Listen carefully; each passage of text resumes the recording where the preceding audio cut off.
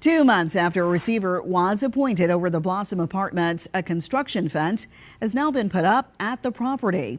It blocks the entrance to the complex's only entrance on Woodbine Street. U.S. District Judge Henry Wingate approved a request from Reliance Bank to appoint a receiver over the abandoned property. This also comes after a 3 on your side investigation outlining deteriorating conditions at that apartment complex. Jackson Water is currently suing Blossom Apartments LLC in federal court to collect on a more than $400,000 water bill.